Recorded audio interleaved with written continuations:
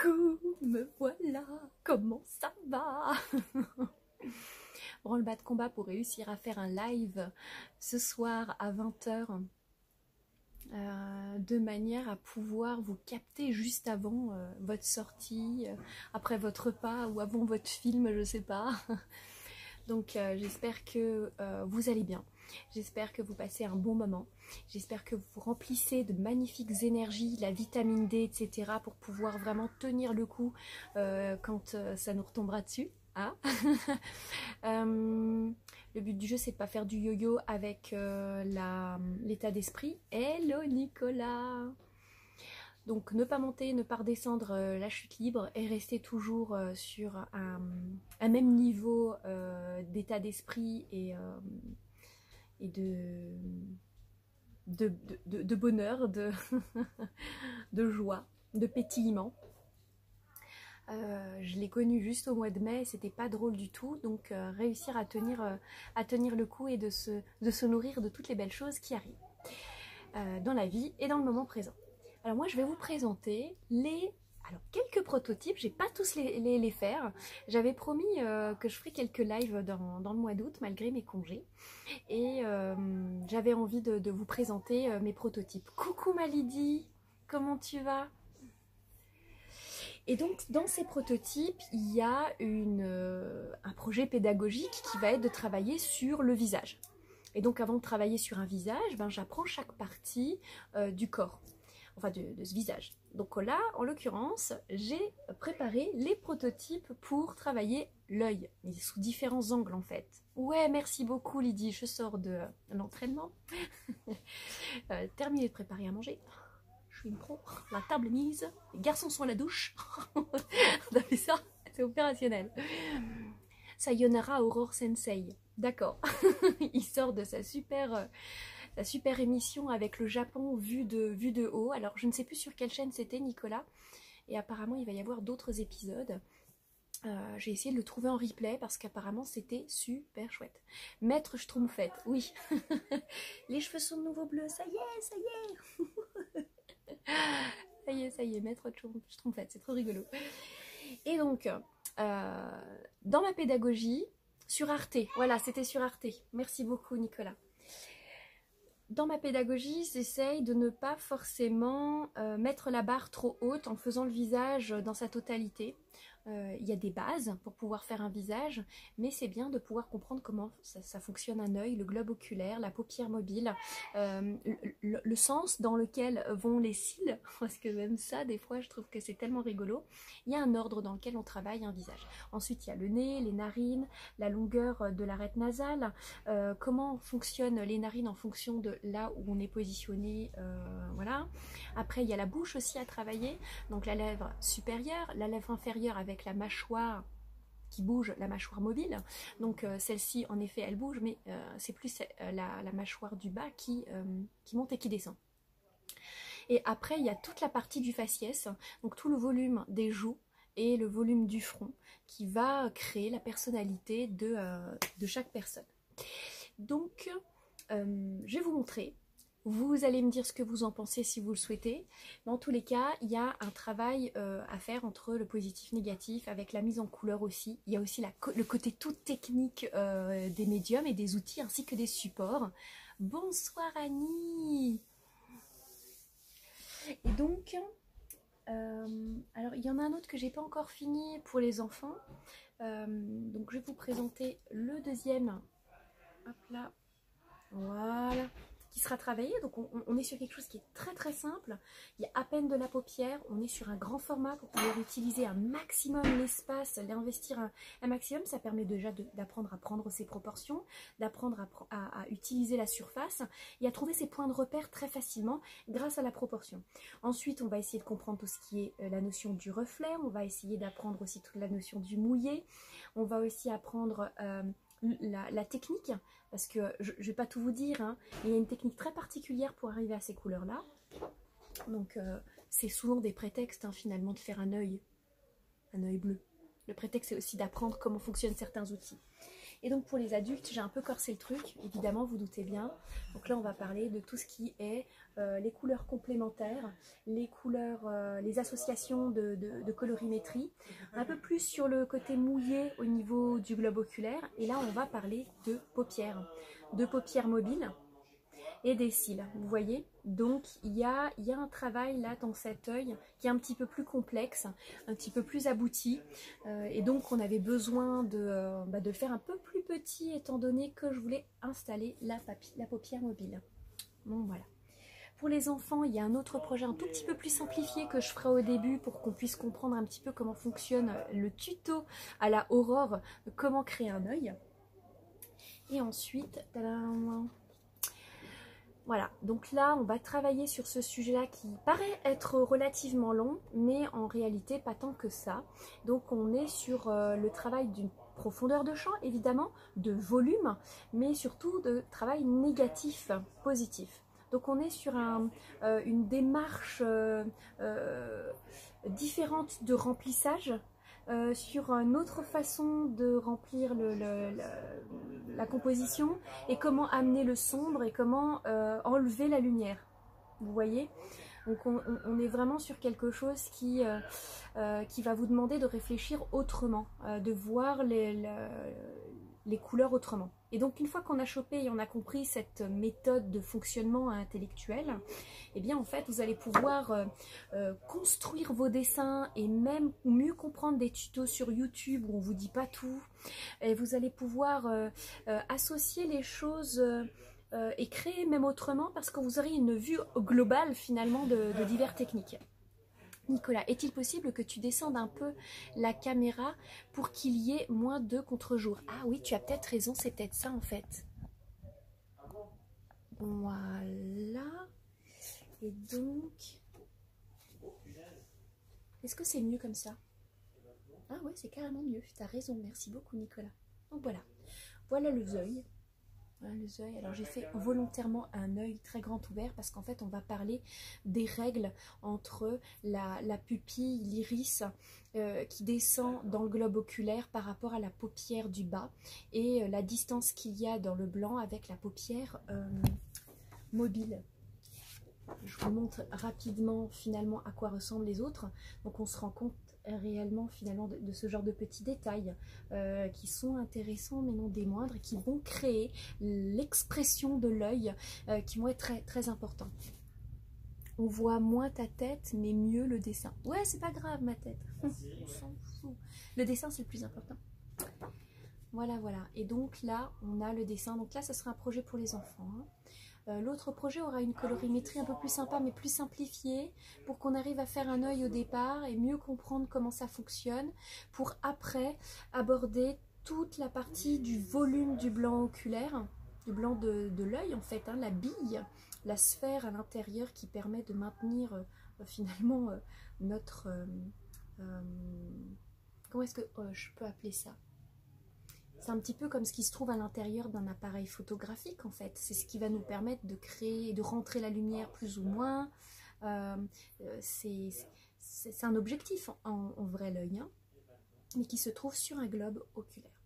Et donc un petit peu de paupières mais pas trop parce que j'avais pas trop envie de l'aborder pour les enfants parce qu'il y a vraiment, alors vous dites une paupière c'est une paupière, non non non c'est pas qu'une ligne, c'est pas que des ombres, il y a plein d'autres informations qui rentrent en ligne de compte, donc je voulais pas trop surcharger les loulous, donc on y va mollo pour les enfants. Les enfants, je dirais jusqu'à l'âge de 14 ans. Et puis après, au-delà de 14 ans, je vais dans le plus complexe. Et puis on charge bien d'informations, de vocabulaire. Forcément, vous doutez bien, quand on commence à travailler sur le corps humain, il faut comprendre ce qui se passe derrière la peau. Où ça vient un peu gore là. Pardon. Donc on a besoin de comprendre comment fonctionne le muscle, où est positionné certains muscles, où est-ce qu'ils sont accrochés, qu'est-ce qu'ils font pour pouvoir créer une expression.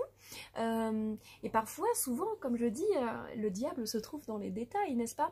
Donc le travail qu'on va faire sur les yeux, Je vais vous les remontrer quand même.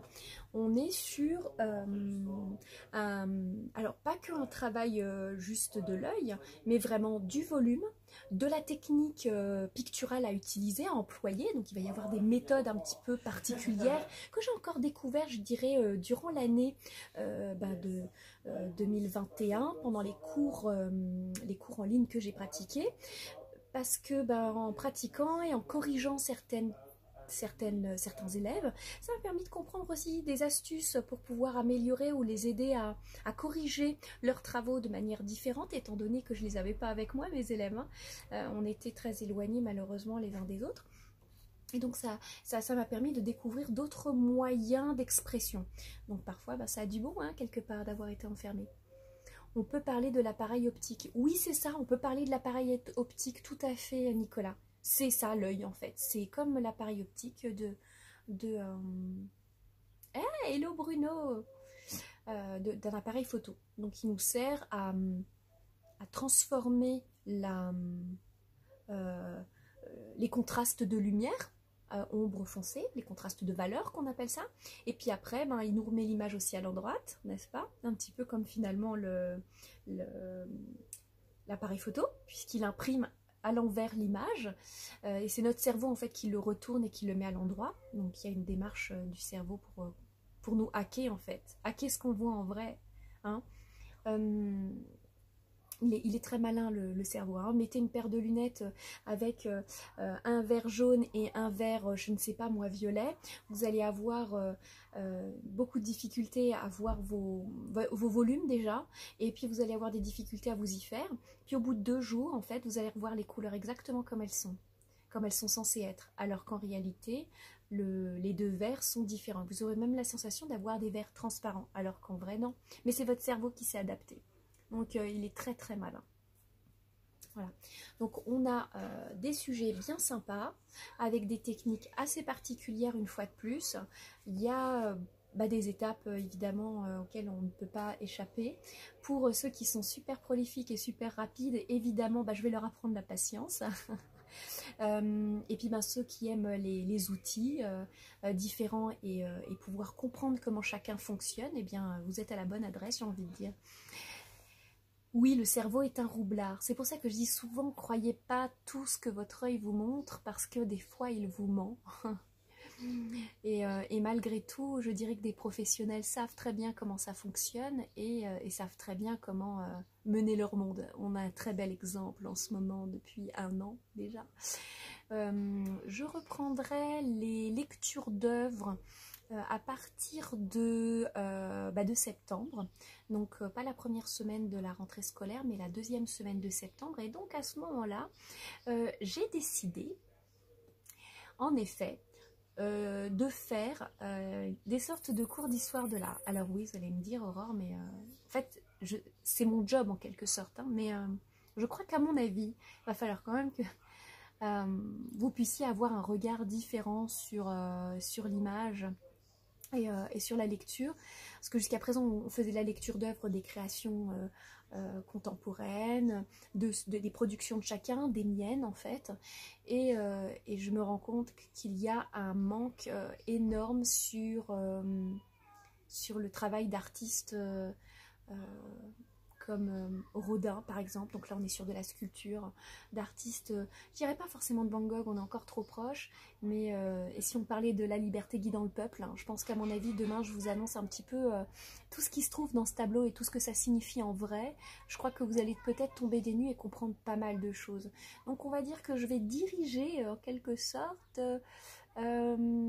mes futures lectures d'œuvres dans une compréhension globale de ce que, pas que ce que les couleurs peuvent vous apporter, pas que ce que l'émotion peut vous apporter, mais ce que l'image est capable de vous faire véhiculer sans que vous vous en rendiez compte. Je pense que c'est indispensable. Alors Nicolas, c'est pour savoir le pourquoi du comment, l'histoire de l'art. Oui, alors il y a une partie dans l'histoire des arts sociologique, politique, religieuse, évidemment, il faut le prendre en compte, spirituelle, évidemment, aussi, parce que je sépare quand même un peu la religion et la spiritualité. Je pense pas qu'on peut il peut y avoir quelque chose de mélangé, mais parfois une personne peut être très spirituelle sans avoir une religion à laquelle elle a adhéré. Donc voilà, c'est juste pour pouvoir vraiment bien, j'aime pas mettre les choses dans des sacs, mais voilà. Donc déjà mettre l'œuvre dans son contexte en quelque sorte, et ensuite comprendre tout ce que l'artiste a voulu y mettre, parce qu'il y a des périodes où tout était il y avait beaucoup de codes, il y avait beaucoup de règles dans l'art, pour pas trop dire attention, ça il n'y a pas le droit, mais par contre pour les élitistes, évidemment, il y avait quelques informations cachées pour qu'on puisse éventuellement comprendre certaines choses. Et des fois, on peut considérer que ça pourrait être, je sais pas moi, une sorte de spéléo. C'est de la spéléo de l'œuvre d'art sur du 2D. Mais c'est très très intéressant. Et c'est là qu'on se rend compte que la propagande a toujours existé, que la publicité, même à les modes, parce que ça véhicule aussi le style vestimentaire, ça place les choses en fait, alors qu'en réalité ce n'est pas la réalité. Vous savez très bien qu'il y a certains rois qui se sont représentés très grands alors qu'en fait ils étaient tout petits. Donc voilà, c'est une sorte de manipulation de l'image de la réalité pour véhiculer une information importante pour les personnes importantes à cette époque-là. Donc ouais, je pense qu'il y a des choses à remettre dans leur place, hein, pour que vous puissiez prendre du recul sur ce qui se passe maintenant. Alors, pour savoir où on va, il faut d'abord savoir d'où on vient. L'art y compris. Eh ben voilà, Nicolas a tout dit. Parfait, Nicolas. Pour savoir où on va, il faut savoir d'où on vient. Si tu bois trop, tu es même spiritueux. Excellent, c'est ça. Énorme, j'adore. Donc voilà, je trouve que ce serait intéressant de pouvoir avoir des retours de regard sur ce que vous savez déjà sur cette période-là. Mais moi, ça va me faire aussi me replanter un petit peu dans mes cours d'histoire. Alors, je ne sais pas si je vais, parce que j'ai vraiment envie de pousser très très loin la compréhension de ces œuvres, et je ne sais pas si ça ne durera qu'une demi-heure ou 3/4 d'heure. J'ai bien peur que ça dure même plus d'1 heure. Donc ça va me demander un travail conséquent sur la préparation. Donc peut-être qu'il y aura peut-être 2 lectures d'œuvres par mois, ou peut-être qu'une, je n'en sais rien. En tous les cas, sachez qu'il va y avoir une grosse préparation à pour ce projet-là. Ça me tient vraiment à cœur. Voilà. Est-ce qu'il y a éventuellement des petites questions sur la suite des événements pour la rentrée? Et si jamais il n'y en a pas, ben, j'ai envie de vous dire que je vais vous laisser là. Je vous ai présenté les projets pour la rentrée. Donc on va bosser sur les yeux, et pas que. Hein. Donc en fait, c'est des projets qui vont durer 3 séances ou 2 séances et demie. Hein. On va bosser. Hein. Donc ça va être des projets qui vont durer 2 heures, 3 heures. 3 heures à peu près, 2h45. Donc on va en faire pas mal, hein, sachant qu'on a 40 heures par an ensemble. Donc je peux vous assurer qu'on va carburer. Hein. On va beaucoup travailler sur le visage, beaucoup de détails. Entre-temps d'ailleurs, je vous affirme, je vous confirme qu'il va y avoir des petites pauses avec des petits projets ludiques et sympas pour apprendre de nouveau ou remettre au goût du jour le reflet. On va apprendre la transparence, ce genre de petites choses à travers toujours des projets qui sont sympas et qui donnent envie, mais surtout c'est des faux prétextes, hein, ça va vous apprendre d'autres trucs en supplément, évidemment. Mais ça permet un petit peu de se détendre du slip quand on travaille sur le visage et une partie aussi du corps. On va essayer d'y aller mollo, sinon vous allez avoir le cerveau qui va exploser. Hein. Donc ça fait vraiment d'un projet pédagogique, de manière à pouvoir bien assimiler les informations. De temps en temps, une petite pause pour se relaxer. Hein. Alors Nicolas, c'est pour ça que je fais toujours un parallèle avec les arbres. Pour qu'ils poussent haut et bien, il lui faut de solides racines. Ouais, c'est exactement ça. Il faut que les bases soient bonnes. Je dirais que c'est la même chose en maths. Si tu n'as pas les bases tu sais pas faire une multiplication, en fait, tu connais pas tes multiplications et tu sais pas poser une addition ou une division, tu lâches l'affaire en fait. À un moment donné, tu vas être complètement paumé. Tu nous fais de l'œil, Je sais pas, j'ai fait peut-être une... Ah oui, le rapport avec les yeux. Oui, je vais vous faire de l'œil énorme, Bruno. Tu vois, je percute, je suis réveillée. Alors, Nicolas, les racines de l'art sont la connaissance des techniques, leur pratique et aussi l'humilité. Oui, mais je pense que les vraies racines de l'art sont plutôt laisser une trace de la société actuelle au moment où l'œuvre a été créée pour raconter dans l'avenir. Laisser une trace. C'est ça la base. Je pense pas qu'il faille être forcément bon pour pouvoir savoir bien exprimer quelque chose graphiquement. Je pense qu'il faut juste savoir manipuler les codes. On pourrait très bien exprimer certaines choses dans des tableaux figuratifs, exactement la même chose en abstrait. Donc il n'y a pas besoin de bien avoir des connaissances techniques ou avoir une belle pratique. C'est une idée reçue. Quand on comprend un petit peu tout ce qui est dans l'art contemporain et l'abstraction, on se rend compte que les couleurs, la composition et les gestes et la texture et d'autres choses sont capables de véhiculer beaucoup plus d'informations émotionnelles et forts comparées à des œuvres figuratives d'aujourd'hui. Mais ils étaient quand même forts à l'époque. Alors le néoclassicisme, c'était juste de fou. Le romantisme, extraordinaire. On ne va pas parler de l'expressionnisme et l'impressionnisme, puisqu'en fait, on était plus sur une base du moment présent. Mais en effet, ils étaient doués, on est d'accord. L'humilité, évidemment. Mais je pense qu'à mon avis, la base est de faire comprendre ce qu'on a raconté. Hein. C'est comme un écrivain ou un poète. La ténacité, ouais, rien lâcher pour pouvoir apprendre. Donc en fait, rien lâcher pour pouvoir apprendre tout le temps, aller plus loin, rien lâcher, ouais. Alors Annie, je me réjouis d'avance, super, merci Aurore. Ah, avec plaisir ma petite Annie. Alors Nicolas, une grande sensibilité et savoir la transmettre. Voilà, je pense que ça pourrait être plutôt ça qui seraient les racines. Une grande sensibilité.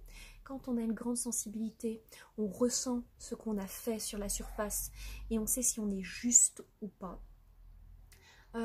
Et pour pouvoir réussir à la transmettre. C'est exactement ça, Nicolas. Bravo. Voilà, voilà. Bon, il se fait 20h30. Je vais vous laisser. On se retrouve peut-être la semaine prochaine ou peut-être jeudi pour vous présenter la suite des prototypes parce qu'évidemment j'ai terminé de réaliser le premier trimestre. Il me reste encore le deuxième et le troisième trimestre ainsi que tous les stages. Donc ouais, je suis en retard, je suis en retard. Aujourd'hui je suis le lapin de Alice au Pays des Merveilles et je suis grave en retard. Et bon, il y avait d'autres trucs à faire urgents. Donc j'ai fait. Je vais vous souhaiter une belle soirée. Je remercie Nicolas pour avoir alerté toute la team que j'étais en live ce soir. Merci beaucoup Nicolas. Et je vais vous souhaiter une bonne soirée. Et je vous dis à peut-être jeudi. Voilà, voilà. Merci Jean-Michel. À la semelle prochaine. Ce sera le pied. C'est ça. Bye bye les loulous.